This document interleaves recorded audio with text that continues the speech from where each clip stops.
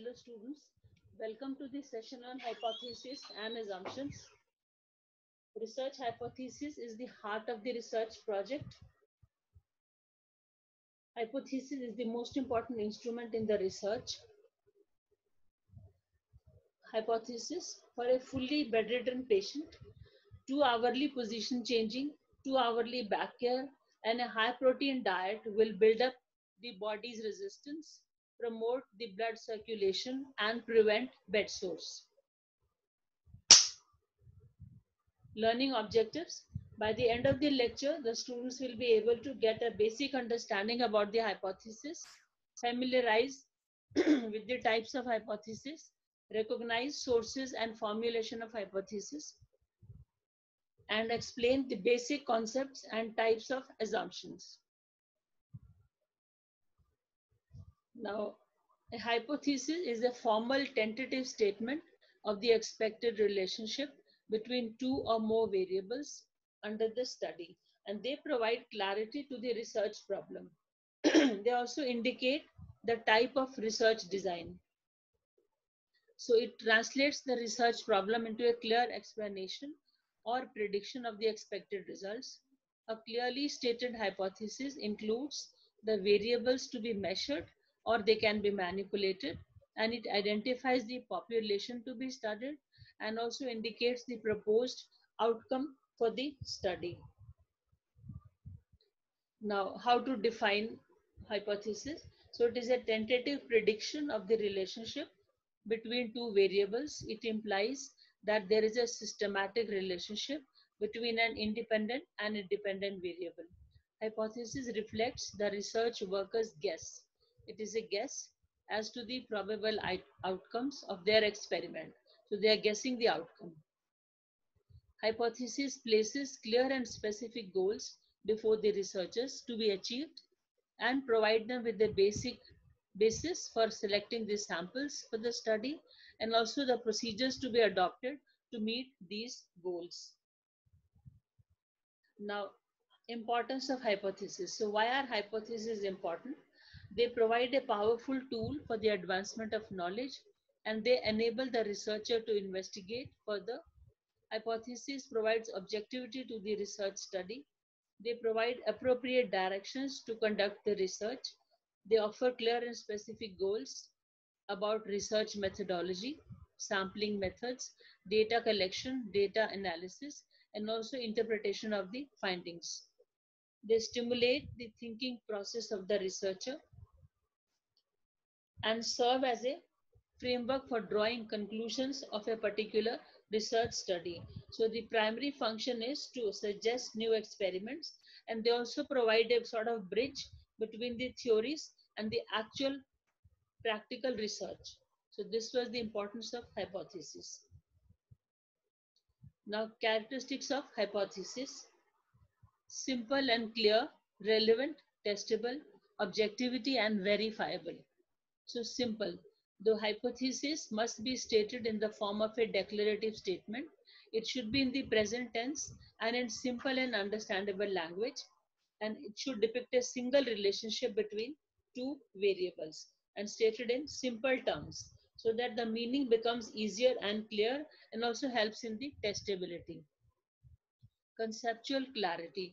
A clearly stated hypothesis includes the variables, the population to be studied, and also the proposed outcomes for the study. Clearly defined independent and clearly defined dependent variables. Relevant. So they should be, hypothesis stated should be relevant to the research problem and also the objectives. Testable. So they should be testable and they should be verifiable, whether it is true or false. Testable, directly or indirectly, they should be observable and measurable. They state the causal link between independent and dependent variables, and it can be evaluated by inferential statistic tests. Objectivity. Hypothesis should facilitate objectivity in the data collection, and it should be free from the researcher's value judgment. Empirical reference. A good hypothesis must have empirical basis from the area of inquiry. So it should be verifiable in practical terms, purposiveness, so it should be relevant with the research problem and the objectives, it should be consistent with an existing body of knowledge.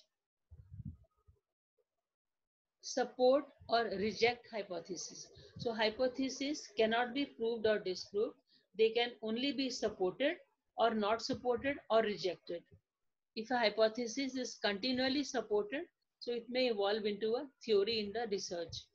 Even if a hypothesis is not supported by the data, it can still lead to the further investigations. So negative findings, positive findings, both are equally important and they act as guiding factor for the future research.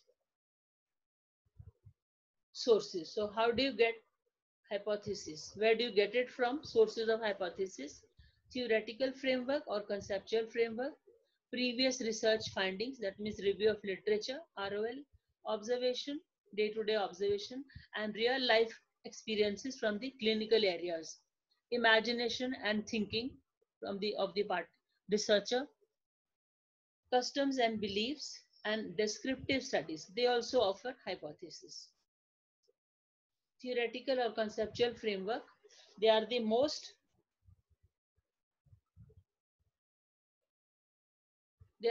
important sources, theoretical framework, conceptual framework, and they are drawn from the theories in nursing. For example, Roy's adaptation model concept. In this, the patient's adaptation to a chronic illness depends on the availability of the social support for them. So if the Roy's adaptation theory is taken, it will be adopted from that. Previous research findings or review of literature, and then combining the findings together from different studies, and then the hypothesis can be generated. Observation and real life experiences. So observation of various events in the day-to-day clinical practice, and then relationships can be identified among them, those events. Personal experiences can also become the basis for formulating the hypothesis. Imagination and thinking. So personal ideas, personality, thinking capabilities of the researcher, innovativeness, resourcefulness can all lead to hypothesis formulation. Customs and beliefs. Commonly held beliefs by the people and customs and folk wisdom. For example, birds of the same feather flock together. So if you take this as an example, the hypothesis could be people tend to select partners who are similar to them or who are like them, have the similar personality, similar interests, and also educational level. So this is the folk wisdom.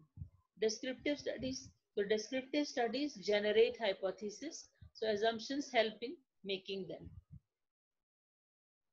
Elements. So what all should an hypothesis have? So what are the elements of hypothesis? Number one, independent variable, which is the cause. Number two, dependent variable, which will be the effect. Relationship between the variables, population to be studied, direction of the relationship, and the level of significance. So these are the elements of a hypothesis. For example, hypothesis: mean post-test knowledge of staff nurses who received structured teaching program or planned teaching program PTP on wound assessment, that how to assess the wound, will be significantly higher than their mean pre-test knowledge score at 0.05 level of significance. So the scores will be higher after they receive the planned teaching program on wound assessment. So in this particular hypothesis, the structured teaching program on wound assessment is the independent variable. The knowledge gained is the dependent variable. Population is the staff nurses, and the direction is positive. Level of significance or the probability value is 0.05 level. Now, types of hypothesis. There are many types of hypothesis: simple hypothesis, complex hypothesis, directional hypothesis, non-directional hypothesis, causal hypothesis, associative hypothesis, null hypothesis, and research hypothesis. Now, simple hypothesis. A simple hypothesis predicts the relationship between two variables only. It contains one independent variable and one dependent variable, and it is also known as bivariate hypothesis. Now, for example, in the hypothesis stated in the very beginning, 2 hourly position changing of a fully bedridden patient will prevent bed sores. Now, changing position is an independent variable. Bed sore prevention is a dependent variable.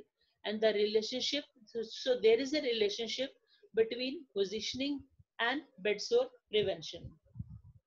So this was simple hypothesis where there is a relationship between two variables. Complex hypothesis. Complex hypothesis predicts the relationship among three or more variables. So if you take the same hypothesis stated in the very beginning, there are three independent variables. One, 2 hourly position changing. Two, 2 hourly back care. And three, high protein diet. So these are the three independent variables in that hypothesis. Now three dependent variables are promotion of blood circulation, 1, 2, building up of body's resistance, and 3, prevention of bed sores. So independent variables and dependent variables both are 3. So this is a complex hypothesis, and they are also known as multivariate hypothesis. Directional hypothesis, as the name suggests, that they give direction to the study. They predict the direction of the relationship between the independent and dependent variables. These hypotheses are developed from theoretical statements. One, findings of the previous studies, that is review of literature, and also from the clinical experiences. And the directional hypothesis can be causal, they can be simple, they can be complex, they can be associative. The terms, for example, these are used such as less, more, greater, and smaller. So this is the direction of the relationship. Indicate the direction of the relationship in a particular hypothesis. Either it is less, more, greater, and smaller. For example, older patients are at a greater, so the greater word is used out of those four, greater risk for falls than younger patients. There is a positive relationship between years of nursing experience and job satisfaction among the nurses. So this was the directional hypothesis which give direction of the relationship, and the relationship could be greater, smaller, more, less. Non-directional. Non-directional hypothesis predicts the relationship between the dependent and the independent variable, but it does not specify the direction of the relationship. It is stated when the researcher does not have a clear indication of the nature of the relationship. For example, there will be a significant difference in the wound healing process between those who receive insulin and those who do not receive insulin among patients with diabetic ulcers. So there is no direction given. A directional hypothesis is also an associative hypothesis. It states the direction of the predicted relationship. If it is a positive, if A increases, Y also increases. As X decreases, Y also decreases. And the negative will be as X increases, Y will decrease, the opposite. X decreases, the Y will increase. So directional hypothesis. Associative. Associative hypothesis can be positive or negative, and it is used in correlational studies. Associative hypothesis predicts an associative relationship between the independent and dependent variables without any manipulation. The relationship is associative or causal in hypothesis. When there is a change in any one of the variables, the corresponding changes also occur in the other variable.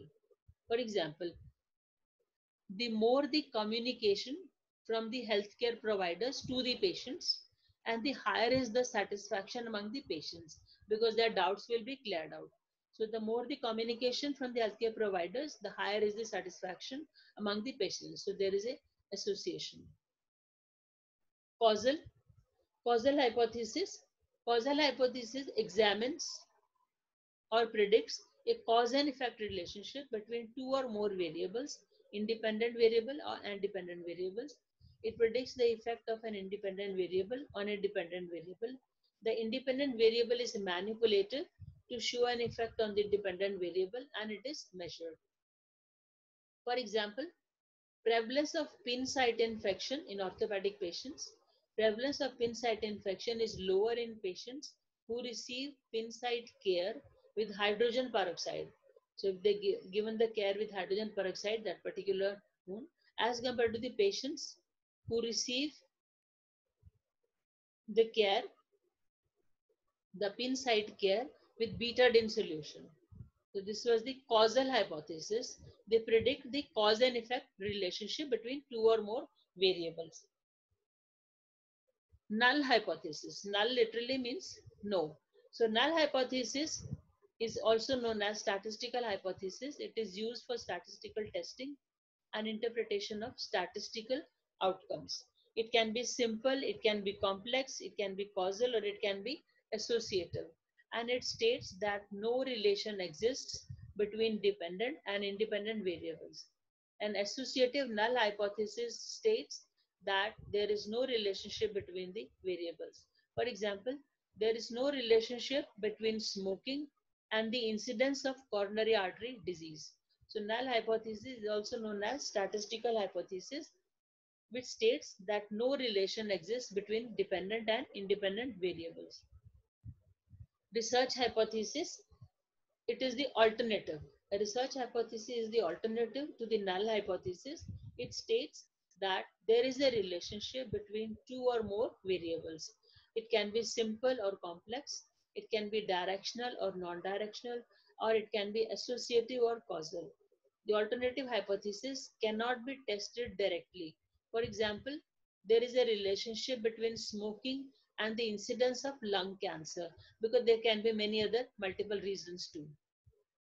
So research hypothesis is the alternative to null hypothesis, and it only states that there is a relationship between two or more variables. Hypothesis, research hypothesis, null hypothesis, testable hypothesis.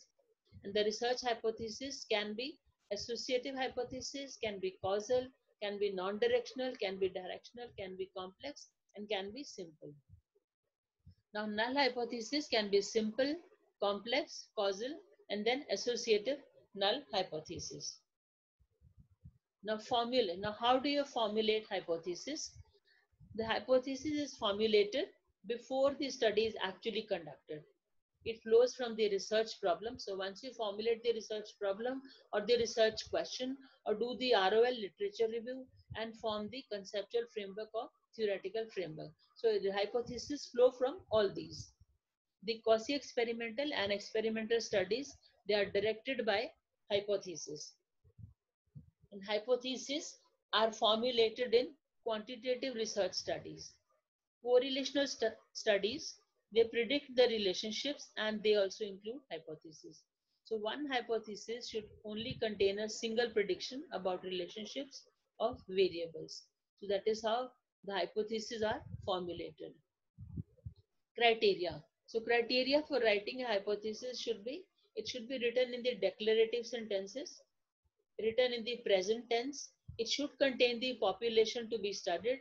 It should contain the independent variable, the dependent variable. It should be based on the research problem objectives, and it should be empirically testable. Now, types of errors. So there are some types of errors in hypothesis. Type 1 error and type 2 error. Type 1 error, it is the rejection of a null hypothesis. When you reject a null hypothesis that is actually true. That is, saying an intervention is effective when it is actually not effective. And type 1 error is represented by the Greek letter alpha, and type 1 error happens to be a design problem.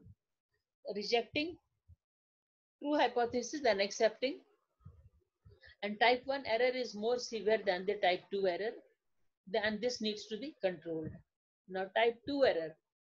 Type 2 error is accepting a null hypothesis when it is actually false. That is, saying an intervention is ineffective, but actually it is effective. And it is represented by the Greek letter beta. And type 2 error occurs because of the inadequate sample size. So accepting false and then rejecting true. Now, level of significance. We need to know the level of significance for rejecting the statistical null hypothesis, and it should be stated prior to the data collection. So it should be decided beforehand, the level of significance. The level of significance is set by the researcher. It can be set at 0.05 or 0.01. This means that the researcher is willing to take risk of being wrong to the extent of 5% or 1%. So there are about 5 cases in case of 5% in 100 that hypothesis would be rejected while it should have been accepted. And the researcher is 95% confident that the right decision has been made. So level of significance which is set by the researcher, it can be 0.05 or 0.01, but it should be always be stated prior to the data collection. Guidelines. So how do you critique about the hypothesis in a particular research study? Is the hypothesis written using a declarative sentence? Is the hypothesis written in the present tense? Is hypothesis clearly and precisely worded? Does the hypothesis contain the population to be studied? Is each hypothesis, they can be 1, 2, 3, or 4, is hypothesis directly related to the study problem? Is each hypothesis empirically testable? Is it apparent that each hypothesis contains only one prediction? So this was about guidelines for critiquing the hypothesis in a research study. Now coming to the assumptions. So what are assumptions? The assumptions are overt or innate beliefs which are held by the researcher about a particular phenomena which is accepted as truth, but there is no empirical evidence. So this is without an empirical evidence. So assumptions are taken for granted and they influence the development and also the implementation of the research process. So assumption is an act of faith, a realistic expectation, something we believe to be true. Assumptions are embedded in our thinking and behavior. Introspection, we introspect ourselves, and also a strong knowledge base is needed in research to uncover these assumptions. So assumptions are taken for granted even though they have not been actually tested. Now, need. Why do we need assumptions and what are the uses of assumptions? Assumptions are a good sources of research topics. So they provide basis to conduct the research study. They influence the development and implementation of the research process. They affect our inferences of the research study. They serve as a tool. So assumptions are a kind of tool for conducting further research. One must assume something to discover something. So test assumptions through research studies, they expand the professional body of knowledge. So this is the uses. Why do we need assumptions? The other reasons. Now, what are the different types of assumptions? Universal assumptions. One, assumptions which are based on theories. Empirical based assumptions. Assumptions which are needed or which we make to conduct a particular research. Warranted assumptions and unwarranted assumptions. Now, universal assumptions. Universal assumptions are universal truths which are accepted by a majority of the population or a large part of the population. These assumptions help us to explain the world around us. One universal assumption is that man is a biopsychosocial, cultural, and spiritual being. But this phenomena is not measurable. We cannot measure this particular assumption. For example, there is a supernatural power which governs this universe. So we have not seen this supernatural power, we cannot measure it, but this is a universal truth. Everybody believes in this. So testing such assumptions is not possible. Universal assumptions. Universal assumptions based on the theories. So assumptions can also be drawn from the theories. When a research study is based on a particular theory, the assumptions of that theory becomes assumptions of the study. For example, there are major assumptions from the ORAM's theory of nursing.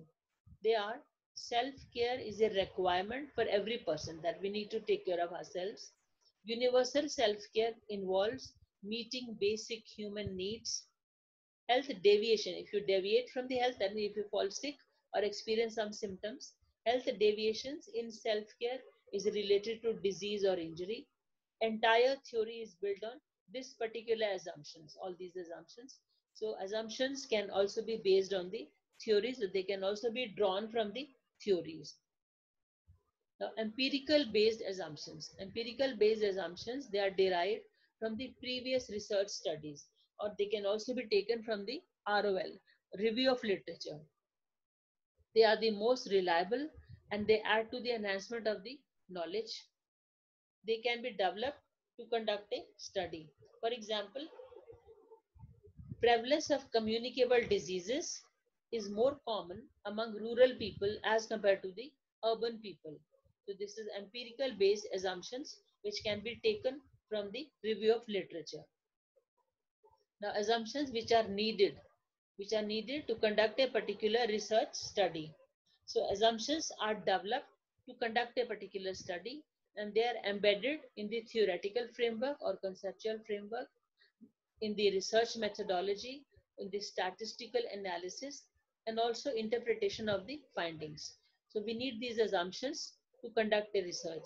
The researcher assumes that all the participants who are taking part in this study, they are going to respond truthfully for the data collection. So this is one of the assumptions.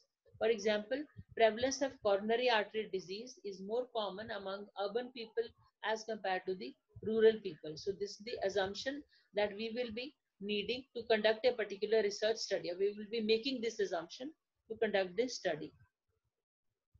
Warranted assumptions. So warranted assumptions are stated along with the evidence to support. So there is evidence to support these warranted assumptions. The assumptions are generated based on the scientific evidence and empirical evidence. For example, regular prayers bring success because it boosts the morale of the individuals.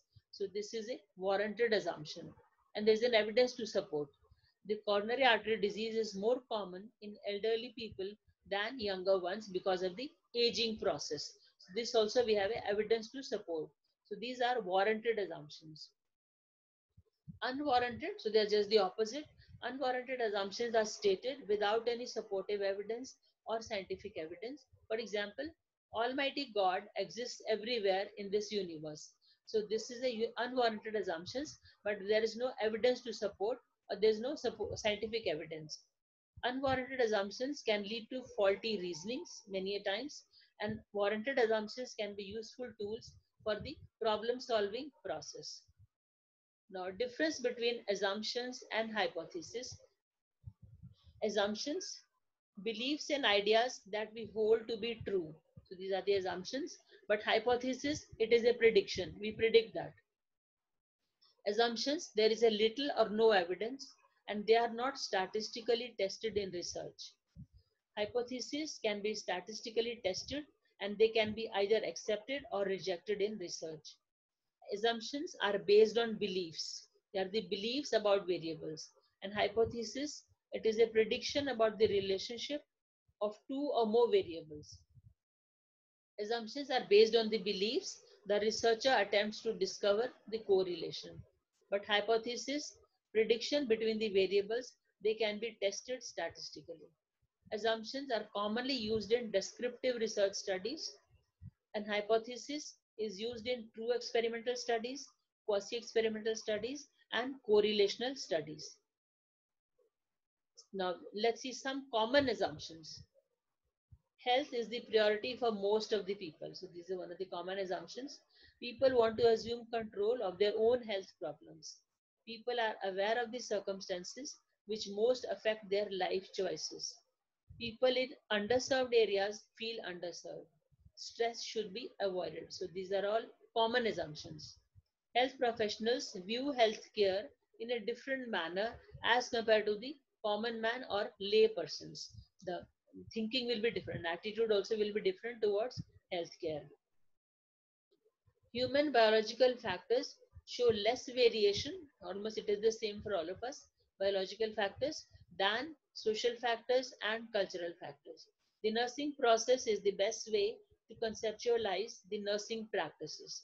That we need to have nursing process to improve our nursing practices. Increased knowledge about a particular event lowers the anxiety level about that event. Receiving healthcare at home is preferred to receiving healthcare in an institution.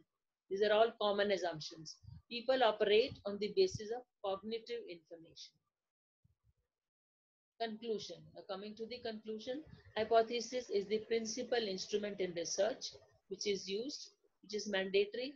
The suitable hypothesis depends on the selection of the research problem. Hypothesis gives definite directions to the study process, implementation of the study process. A systematic review of literature has to be done, and one must ensure that the hypothesis is feasible, it should be answerable, and clinically relevant. So this was all about hypothesis and assumptions. Thank you, students.